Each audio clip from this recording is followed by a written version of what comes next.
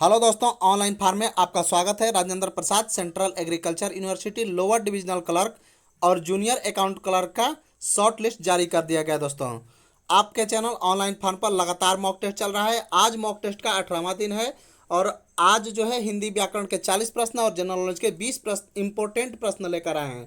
ठीक है दोस्तों, तो उन्हें सफलता से मारो और मुस्कुराहट से दफना दो। चलिए दोस्तों, वीडियो शुरू करते हैं। वीडियो शुरू करने से पहले यदि चैनल पर नए होंगे तो चैनल को सब्सक्राइब करके बेल आइकन को जरूर दबा लीजिएगा। इसी तरह की आरपीसीयू से पल पल की अपडेट के लिए और आरपीसीयू की तैयारी के लिए।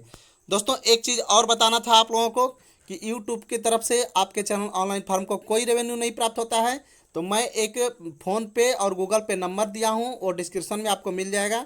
यदि आप कुछ हेल्प करना चाहते हैं ऑनलाइन फार्म को तो ज़रूर कीजिए दोस्तों, क्योंकि आपके चैनल को कोई रेवेन्यू नहीं प्राप्त होता है और आपके लिए लगातार 2 से 3 घंटे काम किया जाता है। ठीक है दोस्तों। और दोस्तों, एक और चीज़, आज ही आप लोग एक वादा अपने भाई से जरूर करना दोस्तों। आप वीडियो देखो या ना देखो, लेकिन इस बार आपको रिजल्ट लेकर आना है और फिर इसी चैनल पर आकर कमेंट करके बताना है कि भाई मेरा रिजल्ट हो गया। ठीक है दोस्तों, चाहे आप मेरा वीडियो देखते हो या नहीं देखते हो, इससे कोई मतलब नहीं है, लेकिन आपका किसी भी हालत में रिजल्ट होना चाहिए, चाहे कुछ भी करो। ठीक है दोस्तों, चलिए वीडियो शुरू करते हैं। वीडियो का पहला क्वेश्चन देखिए। तो पहला क्वेश्चन देखिए दोस्तों, वर्णमाला किसे कहते हैं? ऑप्शन ए है शब्द समूह, बी है वर्ण समूह, सी है शब्द गणना को और डी है व्यवस्थित वर्ण समूह को। वर्णन यहाँ पर गलत है, वर्ण समूह को। तो इसका आंसर क्या हो जाएगा दोस्तों? व्यवस्थित वर्ण समूह को वर्णमाला कहा जाता है। ठीक है, यानी डी आंसर इसका बिल्कुल सही आंसर है। ठीक है दोस्तों, चलिए दूसरा देखिएगा दोस्तों, हिंदी उपसर्ग युक्त शब्द इसमें से कौन नहीं है? ऑप्शन ए है आवान, बी है 49, सी है कपूत, डी है उपमा। तो इसका आंसर क्या हो जाएगा दोस्तों? इसका आंसर हो जाएगा आवान। आवान जो है हिंदी उपसर्ग युक्त शब्द नहीं है। ठीक है, चलिए नेक्स्ट क्वेश्चन देखिएगा दोस्तों, कारक के कितने भेद होते हैं? ऑप्शन ए है 5, बी है 6, सी है 7, डी है 8। तो इसका आंसर क्या हो जाएगा दोस्तों? इसका आंसर हो जाएगा 8। इसका आंसर क्या हो जाएगा? 8 हो जाएगा। ठीक है दोस्तों, चलिए चौथा क्वेश्चन देखिएगा दोस्तों, निम्न में से एक कथन गलत है, उस कथन को आपको चुनना है। देखिएगा, 2 वर्णों के मेल से बने विकार को संधि कहते हैं। ये तो बिल्कुल सही है दोस्तों, 2 वर्णों के मेल से बने विकार को संधि कहा ही जाता है। तीसरा है दूसरों के मेल से बने उत्पन्न 2 स्वरों, यहाँ पर गलत लिखा गया है दोस्तों, 2 स्वरों के मेल से बने उत्पन्न विकार को स्वर संधि कहा जाता है। यह भी बिल्कुल सही है, 2 स्वरों के मेल से बने उत्पन्न विकार को स्वर संधि कहा जाता है। चलिए तीसरा जो है, इसमें व्यंजन के स्वर अथवा व्यंजन के मेल से उत्पन्न विकार को व्यंजन संधि कहते हैं। ये भी सही है। चौथा है विसर्ग के साथ विसर्ग के मेल से उत्पन्न विकार को विसर्ग संधि कहते हैं। ये गलत है दोस्तों। ठीक है, तो इसका आंसर क्या हो जाएगा? डी आंसर बिल्कुल करेक्ट हो जाएगा कि विसर्ग के साथ विसर्ग के मेल से उत्पन्न विकार को विसर्ग संधि कहते हैं। ये इसमें गलत है और क्वेश्चन के अनुसार ये सही आंसर हो जाएगा। ठीक है दोस्तों, चलिए अगला क्वेश्चन देखिएगा, महाजन शब्द में समास क्या है? ऑप्शन ए है कर्मधारय, बी है द्वंद्व, सी है द्विगु, डी है अव्ययी भाव समास। ठीक है दोस्तों, तो इसका आंसर क्या हो जाएगा? कर्मधारय समास हो जाएगा। थोड़ा सा मेरा गला बैठा हुआ है दोस्तों, इसलिए आप लोग संभाल लीजिएगा। ठीक है ठीक है, छठवां देखिएगा, निम्न में से कौन सा अविकारी है? निम्न में से कौन सा अविकारी है? ऑप्शन ए है अव्यय, बी है संज्ञा, सी है विशेषण और डी है सर्वनाम। तो इसका आंसर क्या हो जाएगा दोस्तों? अव्यय इसका बिल्कुल करेक्ट आंसर हो जाएगा, यानी निम्न में कौन अविकारी है? अव्यय। चलिए 7 नंबर देखिएगा दोस्तों, निम्न में से मत्सर शब्द का अनेकार्थी रूप क्या होगा? ऑप्शन ए है क्रोध, बी है राग, सी है द्वेष और डी है ईर्ष्या। ठीक है, तो इसका आंसर क्या हो जाएगा दोस्तों? राग बिल्कुल इसका सही आंसर हो जाएगा, राग। ठीक है, 8 नंबर देखिएगा, ग्रस्त। ग्रस्त का विलोम शब्द क्या होगा? सुप्त, ग्राह्य, मुक्त, लुप्त। ये देखिए सुप्त इस तरह लिखाएगा, सुप्त, ग्राह्य, ग्राह्य और यह है मुक्त और लुप्त। तो इसका आंसर क्या हो जाएगा दोस्तों? इसका आंसर हो जाएगा मुक्त। क्या हो जाएगा, मुक्त। मुक्त बिल्कुल सही है, ग्रस्त का मुक्त विलोम शब्द होगा। चलिए 9 नंबर देखिएगा, प्रायवाची शब्द का अर्थ क्या है। ऑप्शन ए है विलोमवाची, बी है प्रतिविलोमवाची, सी है समानामास और डी है समानार्थी। तो इसका आंसर क्या हो जाएगा, प्रायवाची का मतलब ही होता है उसी के अर्थ वाला, यानी समानार्थी। ठीक है, एक ही अर्थ का जो शब्द होता है उसे प्रायवाची शब्द कहा जाता है। तो समानार्थी यानी एक समान शब्द वाला। चलिए नेक्स्ट है 10 नंबर, कान का कच्चा होना मुहावरे का सही अर्थ क्या है। ऑप्शन ए है बहस होना, बी सुनी सुनाई बातों पर, यहाँ पर सुनाई है, सुनी सुनाई बातों पर विश्वास करना, सी है सभी पर अविश्वास करना और डी है कम सुनाई देना।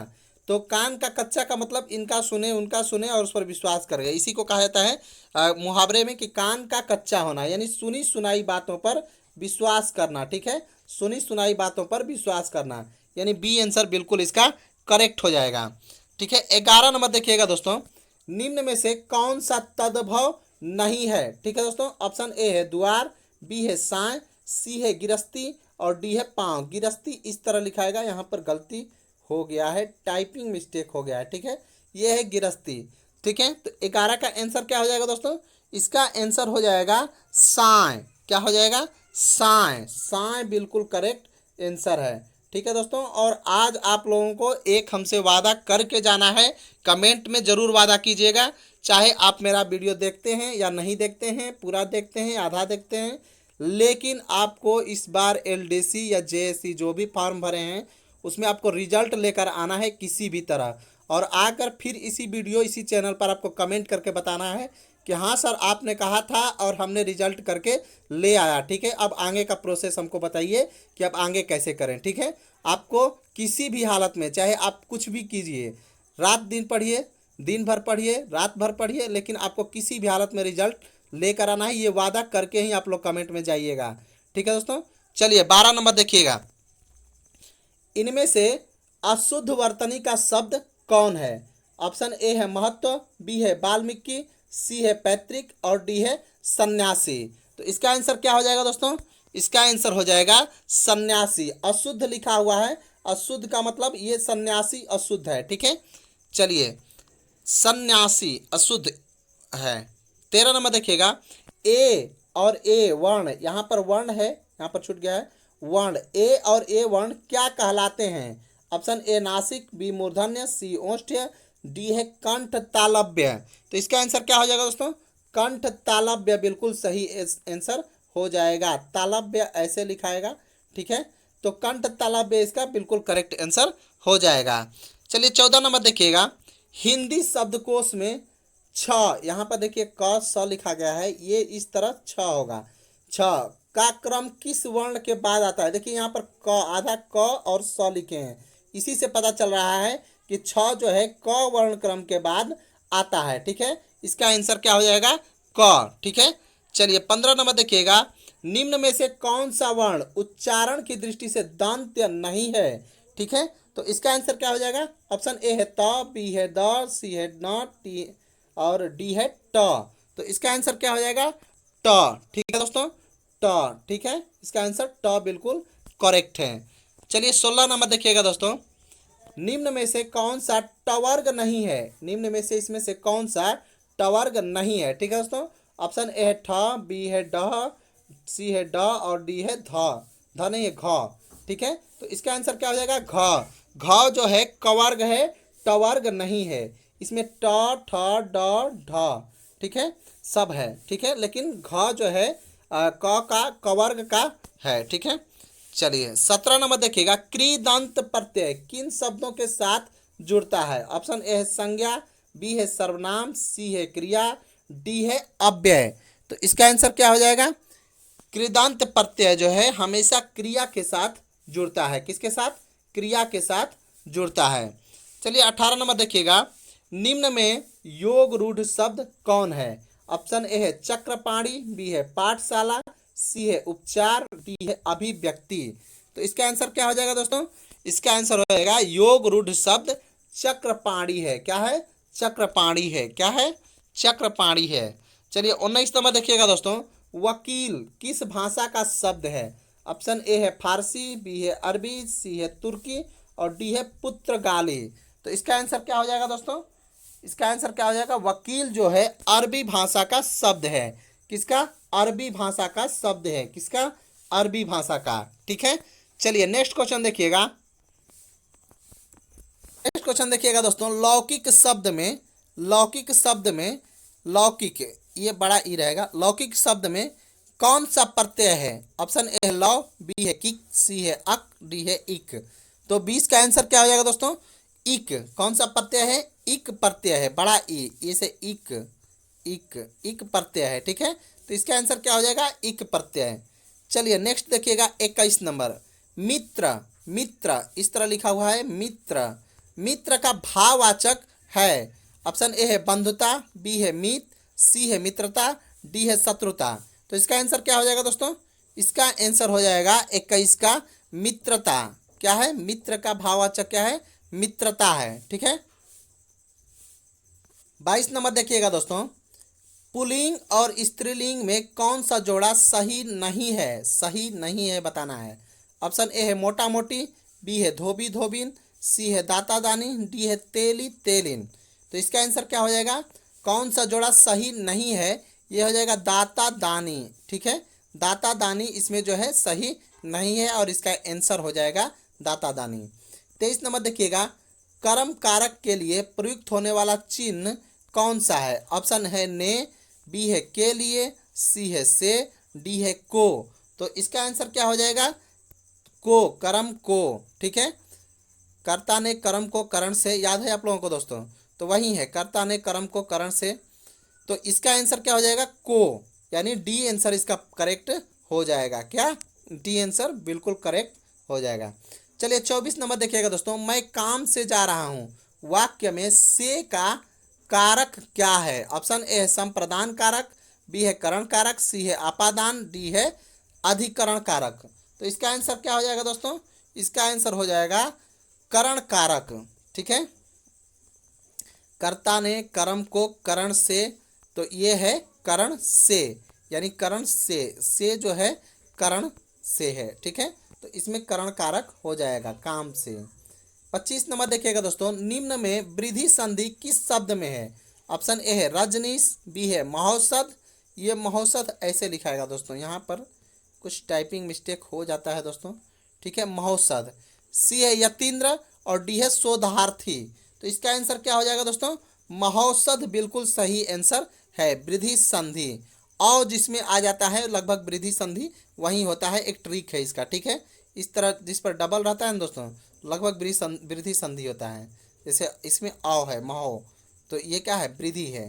तो ऐसा ट्रिक है। ठीक है, चलिए कुछ कुछ इसमें ट्रिक जो है ऐसा है ना दोस्तों, कभी कभी फेल कर जाता है। तो हमेशा आप लोग ना यूज कीजिएगा, जहाँ पर आपको नहीं याद है तो ये कर सकते हैं कि जहाँ पर इस तरह होता है लगभग वृद्धि संधि होता है। चलिए महाशय शब्द का संधि विच्छेद क्या होगा? ऑप्शन ए है महधन आशय, ठीक है, दूसरा है महधन आशय, सी है महाधन आशय, डी है महास धन अय। तो इसका आंसर क्या हो जाएगा दोस्तों? महाधन आशय, आधन आ बराबर आ, महा। ठीक है, चलिए 27 नंबर देखिएगा, अतएव शब्द का सही संधि विच्छेद क्या होगा? ऑप्शन ए है अत प्लस एव, बी है अति प्लस एव, सी है अति प्लस एव और डी है अतः प्लस एव। तो इसका आंसर क्या हो जाएगा दोस्तों? अतः प्लस एव, अतएव। ठीक है, और ये जो है विसर्ग संधि है, ये भी याद रखिएगा। चलिए 28 नंबर देखिएगा दोस्तों, यण संधि का संबंध किस संधि विशेष से है? ऑप्शन ए है व्यंजन संधि, बी है विसर्ग संधि, सी है स्वर संधि और डी है दीर्घ संधि। तो इसका आंसर क्या हो जाएगा दोस्तों? विसर्ग संधि से जो है यह संधि का विशेष संबंध है। ठीक है, चलिए 29 नंबर देखिएगा दोस्तों, जिसमें पहला शब्द विशेषण और दूसरा शब्द विशेष हो उसे कौन सा समास कहते हैं? ऑप्शन ए है द्विगु समास, बी है कर्मधारय, सी है तत्पुरुष और डी है द्वंद्व। तो इसका आंसर क्या हो जाएगा दोस्तों? ये जो है कर्मधारय समास है। क्या है? जिसमें पहला शब्द विशेषण है और दूसरा शब्द विशेष हो उसे कर्मधारय समास कहते हैं। चलिए 30 नंबर देखिएगा दोस्तों, जिस समास में पहला या बाद का कोई पद प्रधान नहीं होता क्या कहलाता है? ऑप्शन ए है अव्ययी भाव समास, बी है बहुब्रीहि समास, सी है द्वंद्व समास और डी है कर्मधारय समास। ठीक है दोस्तों, तो इसका आंसर क्या हो जाएगा? इसका आंसर हो जाएगा बहुब्रीहि समास। क्या हो जाएगा? बहुब्रीहि समास इसका करेक्ट आंसर हो जाएगा। 31 नंबर देखिएगा दोस्तों, अकाल पीड़ित में कौन सा समास है? ऑप्शन ए द्वंद्व समास, बी कर्मधारय समास, सी है अव्ययी भाव समास और डी है तत्पुरुष समास। ठीक है, तो इसका आंसर क्या हो जाएगा दोस्तों? तत्पुरुष समास। ठीक है, अकाल पीड़ित में कौन सा समास है? तत्पुरुष समास। ठीक है, चलिए 32 नंबर देखिएगा दोस्तों, यथोचित, यथोचित में कौन सा समास है? ठीक है, ऑप्शन ए है तत्पुरुष, बी कर्मधारय, सी द्वंद्व, डी बहुब्रीहि और ई है अव्ययी भाव। इसमें 5 ऑप्शन दे दिया है दोस्तों, तो इसका आंसर क्या हो जाएगा? अव्ययी भाव समास। यथोचित में कौन सा समास है? अव्ययी भाव समास। चलिए 33 देखिएगा दोस्तों, निम्न में से किस वाक्य में अकर्मक क्रिया है? पानी बरस रहा है, बी है मैं गेहूं पिसवाता हूँ, ठीक है, सी है श्याम निबंध लिखता है, डी है राम मोहन को रुला रहा है। तो इसका आंसर क्या हो जाएगा दोस्तों? इसका आंसर हो जाएगा अकर्मक क्रिया। ठीक है, तो यह पानी बरस रहा है, इसका ए आंसर बिल्कुल करेक्ट हो जाएगा। चलिए 34 नंबर देखिए, राम ने खाना खाया होगा में खाया होगा, ये देखिए खाया होगा में कौन सी क्रिया है? ऑप्शन ए है अपूर्ण भूत, बी है संदिग्ध भूत, सी है हेतु हेतु मत भूत और डी है आसन्न भूत। तो इसका आंसर क्या हो जाएगा दोस्तों? संदिग्ध भूत। संदिग्ध मतलब अभी कंफर्म नहीं है खाया है कि नहीं है, खाया होगा मतलब हो सकता है खाया नहीं भी होगा, तो ये है संदिग्ध भूत। संदिग्ध नहीं कहा जाता है कि ये अभी संदिग्ध है कि पक्का चोर है कि नहीं है, ये संदिग्ध है, तो वही संदिग्ध भूत है। ठीक है, चलिए 35 नंबर देखिएगा, रचना की दृष्टि से धातु के कितने पद हैं? ऑप्शन ए 1, बी 2, सी 3 और डी है 4। तो इसका आंसर क्या हो जाएगा? इसका आंसर हो जाएगा 35 का 3, यानी रचना के दृष्टि से धातु के 3 भेद हैं, 3 पद हैं। ठीक है, धातु के कितने पद हैं? 3 पद हैं, यानी सी आंसर बिल्कुल इसका करेक्ट हो जाएगा। चलिए अगला है, निम्न में एक शब्द घन का अनेकार्थी शब्द नहीं है, नहीं है। ऑप्शन ए है बादल, बी है घना, सी घनिष्ठ, डी है हथौड़ा। तो इसका आंसर क्या हो जाएगा? घनिष्ठ। घनिष्ठ जो है घन का अनेकार्थी शब्द नहीं है। चलिए 37 नंबर देखिएगा दोस्तों, भक्ति का अर्थ क्या नहीं है इसमें से? ऑप्शन ए है सेवा, बी पूजा, सी श्रद्धा, डी कविता। तो इसमें श्रद्धा, पूजा और सेवा भक्ति का अर्थ होता है, जबकि कविता जो है भक्ति का अर्थ बिल्कुल नहीं है। ठीक है, चलिए अगला क्वेश्चन हो जाएगा दोस्तों, अगला क्वेश्चन हो जाएगा ऐषणा। ऐषणा का अर्थ क्या है? ऑप्शन ए घृणा, बी अनिच्छा, सी अभिलाषा, डी उपयुक्त में से कोई नहीं। तो इसका आंसर क्या हो जाएगा दोस्तों? इसका आंसर हो जाएगा अभिलाषा, बिल्कुल करेक्ट आंसर हो जाएगा। ठीक है, चलिए 39 नंबर देखिएगा, निम्न में से एक का अर्थ तिरछी नजर तथा आक्षेप है। ऑप्शन ए कटौती, बी व्यंग, सी ताना और डी है कटाक्ष। तो इसका आंसर क्या हो जाएगा दोस्तों? निम्न में से एक अर्थ तिरछी नजर का आक्षेप है, इसका आंसर हो जाएगा कटाक्ष। कटाक्ष बिल्कुल करेक्ट आंसर हो जाएगा। चलिए 40 नंबर देखिएगा, मुहावरा शब्द किस भाषा का शब्द है? ऑप्शन ए अरबी, बी फारसी, सी उर्दू और डी है हिंदी। तो मुहावरा किस भाषा का शब्द है दोस्तों? मुहावरा जो है अरबी भाषा का शब्द है। किसका? अरबी भाषा का शब्द है। चलिए 41 नंबर देखिएगा, अभी ये जनरल नॉलेज आ गया। ठीक है दोस्तों, देखिएगा, निम्न में से किस युग्म को स्वतंत्रता आंदोलन काल में फांसी दी गई? यानी अंग्रेज अधिकारियों के हत्या के आरोप में जो यूके में हत्या किया गया था। ऑप्शन ए है राजगुरु और सुखदेव, बी है खुदीराम बोस और सूर्यसेन, सी है मदन लाल ढींगरा और उधम सिंह और डी है करतार सिंह और अशफाक उल्ला खान। तो इसका आंसर क्या हो जाएगा दोस्तों? ये जो यूके में किया गया था हत्या, वो है मदन लाल ढींगरा और उधम सिंह को जो है फांसी दिया गया था अंग्रेज अधिकारियों की हत्या के लिए। 42 नंबर देखिएगा, निम्न संस्था में कौन असहयोग आंदोलन के दौरान स्थापित की गई थी? यानी जब असहयोग आंदोलन चल रहा था तब कौन सी संस्था बनाई गई थी? ऑप्शन ए है काशी विद्यापीठ, बी है काशी हिंदू विश्वविद्यालय, सी है बिहार विद्यापीठ और डी है काशी विद्यापीठ और बिहार विद्यापीठ, यानी ए और सी दोनों। ठीक है, तो इसका आंसर क्या हो जाएगा दोस्तों? इसका आंसर डी हो जाएगा, यानी काशी विद्यापीठ और बिहार विद्यापीठ दोनों सही है इसमें। ठीक है, दोनों को असहयोग आंदोलन के दौरान जो है स्थापित किया गया था। 43 नंबर देखिएगा, थोड़ा लंबा क्वेश्चन है और ध्यान से देखिएगा। कौन सा कथन सही नहीं है बताना है। ए ऑप्शन आपका है यहाँ पर, हकीम अजमल खान राष्ट्रवादी नेता थे। बी ऑप्शन है, भारतीय राष्ट्रीय कांग्रेस की स्थापना का विरोध सर सैयद अहमद खान ने के द्वारा किया गया, यहाँ तक। ठीक है, सी ऑप्शन है, 1909 में मुस्लिम लीग ने अलग निर्वाचन समूह बनाए जाने का विरोध किया। ठीक है, और चौथा ऑप्शन है मौलाना बरकतुल्ला काबुल में अंतरिम सरकार का गठन करने वालों में शामिल थे। ठीक है, तो इसका आंसर क्या हो जाएगा दोस्तों? इसका आंसर हो जाएगा सी, यानी ये वाला बिल्कुल करेक्ट आंसर है कि 1909 में मुस्लिम लीग ने अलग निर्वाचन समूह बनाए जाने का विरोध किया था। ठीक है, यानी कौन सा कथन सही नहीं है? तो यही कथन सही नहीं है, इसने विरोध किया है, यानी विरोध किया नहीं था इसने। ठीक है, 1909 में मुस्लिम लीग ने विरोध नहीं किया था, तो आंसर क्या हो जाएगा? 1909 वाला सी। चलिए 44 नंबर देखिएगा, दादा भाई नौरोजी, ठीक है, जिसे ग्रैंड ओल्ड मैन भी कहा जाता है, कांग्रेस के कितने बार अध्यक्ष बने हैं? Option A 1 2 3 4। तो इसका आंसर क्या हो जाएगा? इसका आंसर हो जाएगा 3 बार।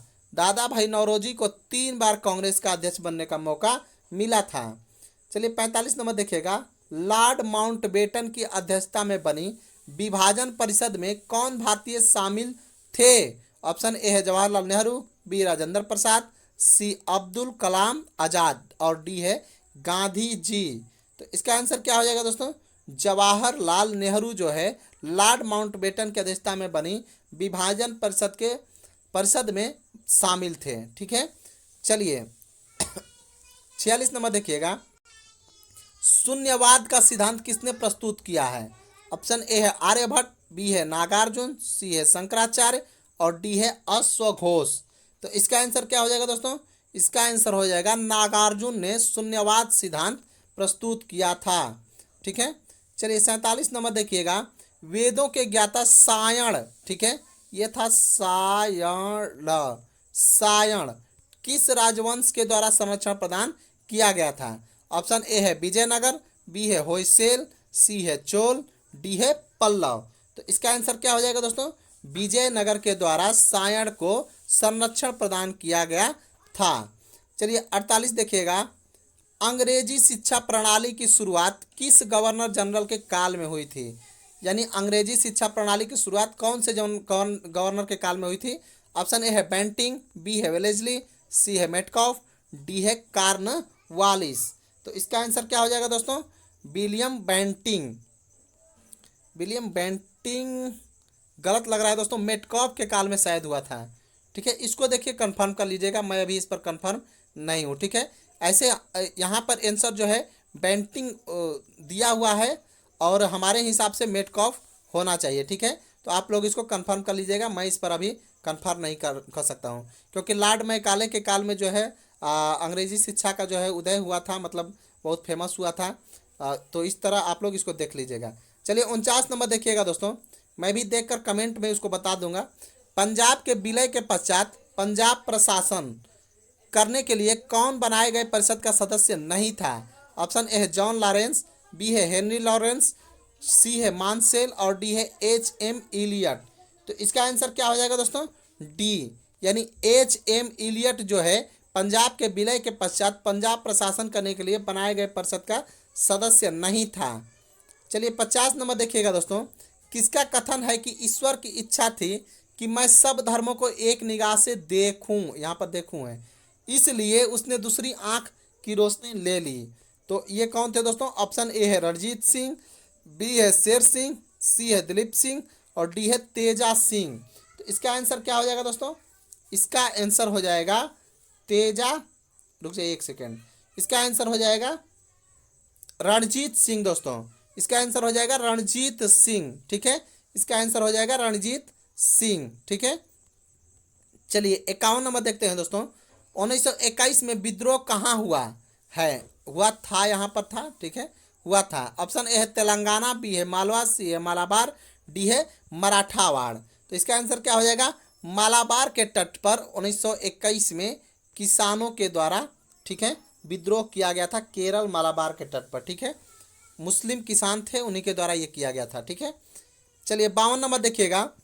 पत्रकार के कर्तव्य का निर्वहन करते हुए जेल जाने वाले प्रथम भारतीय कौन थे? ऑप्शन ए है तिलक, बी है मोतीलाल घोष, सी है सुरेंद्र नाथ बनर्जी, डी है महात्मा गांधी। तो इसका आंसर क्या हो जाएगा दोस्तों? इसका आंसर हो जाएगा बाल गंगाधर तिलक जो है पत्रकार का कर्तव्य का निर्वहन करते हुए जेल जाने वाले सबसे पहले भारतीय हैं, ठीक है दोस्तों। चलिए ए आंसर इसका बिल्कुल करेक्ट हो जाएगा। 53 53 देखिएगा दोस्तों। राजा राममोहन राय को राजा की उपाधि किसने दी थी? ऑप्शन ए है बेंटिंग, बी है अकबर द्वितीय, सी है ब्रह्म समाज, डी है विद्यासागर ने। तो राजा राममोहन राय को राजा की उपाधि किसने दी थी दोस्तों? इसका आंसर क्या हो जाएगा? इसका आंसर हो जाएगा अकबर द्वितीय ने राजा राममोहन राय को राजा की उपाधि से सम्मानित किया था। अगला देखिएगा 54 नंबर। किस अधिवेशन में कांग्रेस ने पहली बार, ठीक है, भारतीय रियासतों के प्रति अपनी नीति को घोषित किया? तो ऑप्शन ए है नागपुर, बी है गया, सी है कोलकाता, डी है लखनऊ। इसका आंसर क्या हो जाएगा दोस्तों? नागपुर इसका बिल्कुल करेक्ट आंसर हो जाएगा। चलिए 55 देखिएगा। बंगाल के विभाजन के समय बंगाल का लेफ्टिनेंट गवर्नर कौन था? ऑप्शन ए है एंड्रयू फ्रेजर, बी है एच.एस. रिजले, सी है बार्टिंग और डी है टी.टी. अरुंडेल। अरुंडेल है यहाँ पर, टी.टी. अरुंडेल। तो इसका आंसर क्या हो जाएगा दोस्तों? एंड्रयू फ्रेजर जो था बंगाल विभाजन के समय बंगाल का लेफ्टिनेंट गवर्नर था। चलिए 56 नंबर देखिएगा दोस्तों। यूएसए, ये वाला यूएसए है, यूएसए का कौन सा पत्रकार भारत छोड़ो आंदोलन के दौरान गांधी जी के साथ था? ठीक है दोस्तों। तो ऑप्शन ए है बेब मिलर, बी है लुई फिशर, सी है नेगली फर्सन और डी है एल सीवेर, ठीक है। तो इसका आंसर क्या हो जाएगा? Louis Fischer. लुई फिशर जो था यूएसए का पत्रकार था और भारत छोड़ो आंदोलन के दौरान गांधी जी के साथ था, ठीक है। चलिए 56 के बाद 57 देखिएगा। निम्न में से लघु उद्योगों की क्या समस्या है? ऑप्शन ए है पूंजी अभाव, बी है विपणन की अभाव, सी है कच्चे माल का अभाव और डी है सभी समस्याएं हैं। तो 57 का क्या हो जाएगा दोस्तों? सभी समस्या है। पूंजी का भी अभाव है, विपणन का भी अभाव है, कच्चे माल का भी अभाव है, कुल मिलाकर डी आंसर सही है, ठीक है। चलिए 58 देखिएगा। बंद अर्थव्यवस्था से आप क्या समझते हैं? ऑप्शन ए है निर्यात का बंद हो जाना, बी है आयात का बंद हो जाना, सी है निर्यात और आयात दोनों का बंद हो जाना, डी है एक नियंत्रित पूंजी। तो 58 का आंसर क्या हो जाएगा दोस्तों? निर्यात और आयात दोनों बंद कर दिया जाता है बंद अर्थव्यवस्था में, ठीक है दोस्तों, यानी सी आंसर इसका बिल्कुल करेक्ट है। चलिए 59 नंबर देखिएगा दोस्तों। निम्न में से कौन अप्रत्यक्ष कर है? ऑप्शन ए है आयकर, बी है निगम कर, सी है ब्याज कर, डी है उत्पाद कर। तो इसका आंसर क्या हो जाएगा? उत्पाद कर जो है एक प्रकार का अप्रत्यक्ष कर है, ठीक है। तो इसका आंसर डी बिल्कुल करेक्ट हो जाएगा। चलिए 60 नंबर देखिएगा दोस्तों। थारू जनजाति कहाँ की मूल निवासी है?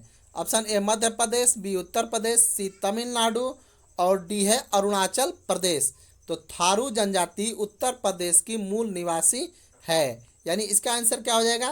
बी बिल्कुल करेक्ट आंसर हो जाएगा। और 61 नंबर देखिएगा दोस्तों। सूर्योदय का देश किसे कहा जाता है? ऑप्शन ए है नॉर्वे, बी जापान, सी ब्रिटेन, डी फिनलैंड। तो इसका आंसर क्या हो जाएगा दोस्तों? B Japan. बी इसका यानी जापान को सूर्योदय का देश कहा जाता है, ठीक है दोस्तों। चलिए आज के लिए इतना ही क्वेश्चन था, ठीक है दोस्तों। और फिर से एक बार कहना चाहता हूं दोस्तों, आपके चैनल ऑनलाइन फार्म को कोई भी रेवेन्यू नहीं प्राप्त होता है, इसलिए आप ज़्यादा से ज़्यादा डोनेट कीजिए, जो भी दे सकते हैं उतना ही कीजिए जितना हो सकता है, ठीक है दोस्तों, क्योंकि ये चैनल जो है बिल्कुल फ्री आपके लिए कार्य कर रहा है। दूसरी बात, आज ही आप लोग वादा कीजिए, ठीक है दोस्तों, आज ही आप अपने भाई से वादा करेंगे, आज ही आप अपने भाई से वादा करेंगे, वादा कीजिएगा, कमेंट करके हमें वादा कीजिएगा कि सर मैं मैं जो है इस बार LDC JAC में रिजल्ट लेके रहूँगा या रहूँगी। ठीक है दोस्तों, आज ही सभी लोग अपने भाई को वादा कीजिए और मैं आकर फिर इसी चैनल और कोई भी वीडियो होगा आपको बताऊंगी कि मैंने सर LDC JAC का रिजल्ट या मैं भाई LDC JAC का रिजल्ट कर लिया हूँ। ठीक है दोस्तों, मुझे बहुत खुशी होगी। ठीक है, और उस दिन का मैं इंतज़ार कर रहा हूँ कि कौन मेरे भाई या बहन जो भी हैं रिजल्ट करके दिखा रही हैं या दिखा रहे हैं कि नहीं मैं रिजल्ट कर रहा हूँ। चाहे आप मेरा वीडियो देखते हैं या नहीं देखते हैं, कुछ भी करते हैं, कुछ भी पढ़िए, कहीं से भी पढ़िए, जितना बताएं उतना पढ़िए, उससे भी अधिक पढ़िए, कहीं से भी कैसे भी, लेकिन किसी भी हालत में हमें रिजल्ट करके आप आकर ज़रूर बताइएगा। आज ही कमेंट में ये वादा हमारे आना चाहिए। हम कमेंट चेक करेंगे सभी का। ठीक है दोस्तों, देखते हैं कौन कौन मुझे वादा ये करके जाता है। ठीक है दोस्तों, चलिए आज के लिए इतना ही, फिर मिलेंगे अगले वीडियो में एक नई सोच के साथ।